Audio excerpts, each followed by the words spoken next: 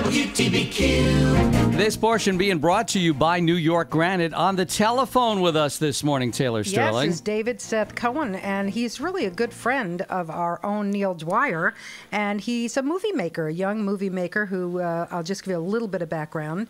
He worked on the film Big Daddy with Adam Sandler years ago when he was a bit younger. I like that movie. That was a good movie. Everybody loved that movie.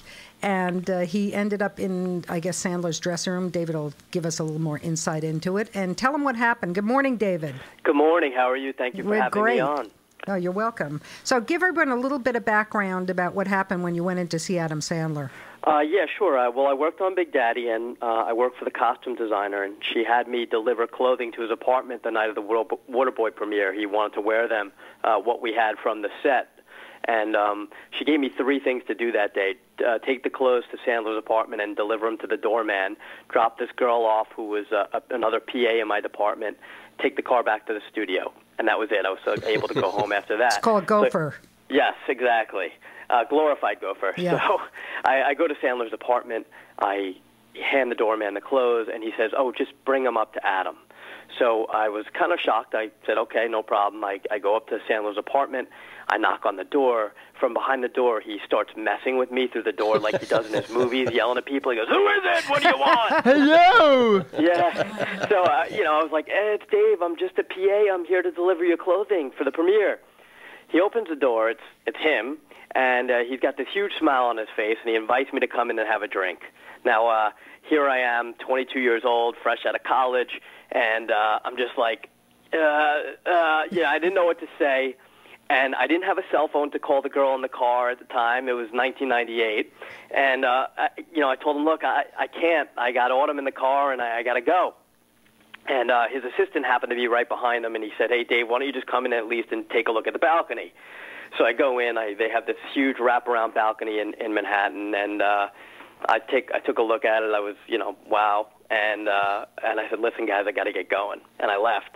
And I never had that chance to hang out with him again. So that's what gave you the concept to do this film, Finding Sandler? Well, no.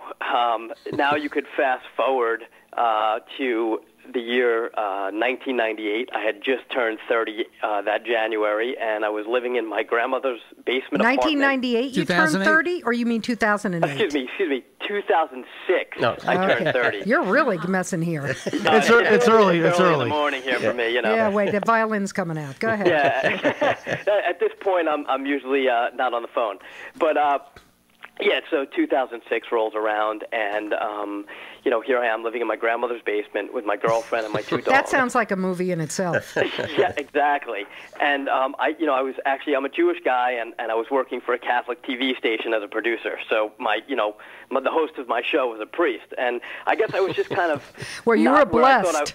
What did you say? You were blessed. Literally. Very blessed, but not really where I thought I would be in my life at the age of 30. So I would literally have sleepless nights where I would toss and turn in bed thinking about, what if I stayed and had that drink with Adam Sandler? What if, And one night that summer, I had this dream where I went to California looking for him. And in my dream, I ran into a bunch of people from the set of Big Daddy, but nobody would help me find him. And then I just somehow ended up in what my vision of his production company was, in their lunchroom. And I was talking to somebody, and he was like diagonal from me. And all of a sudden, he started talking to me. And then we just started walking and talking, and I woke up. And when I woke up, I felt like it was this sign that I just had to do something, and if I didn't, I'd go on regretting it and thinking, what if, for the rest of my life. Who financed the film? The film was originally financed by family members of mine. My grandmother gave me some money. My uncle gave me some money. I also put up some of my own money. I think that's called Jewish guilt. Yes.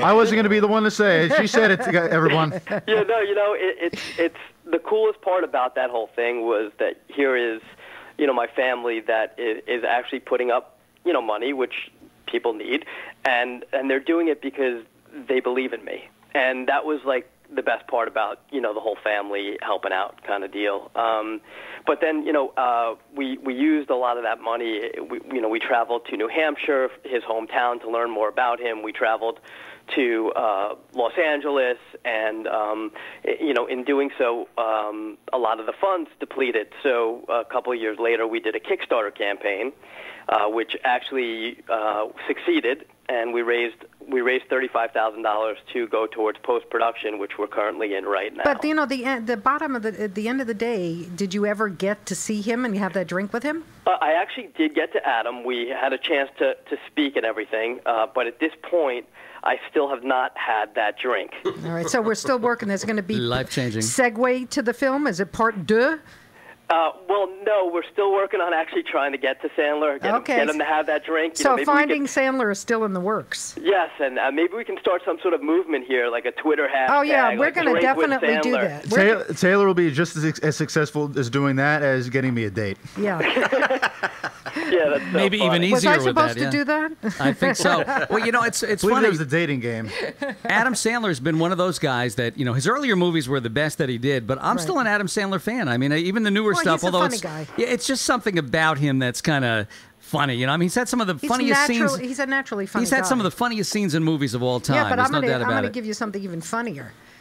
So, Yes. David. Yes. Tell everybody why Ron Jeremy is in one of your movies. Well, actually, the film that we're making, we're actually starting production tomorrow in Los Angeles on it. It's called School's Out, and Ron Jeremy actually plays himself. The story How did you get Ron Jeremy? How old is this wait guy? a minute. Were you in some of those movie theaters that you have to wear like rain ponchos in?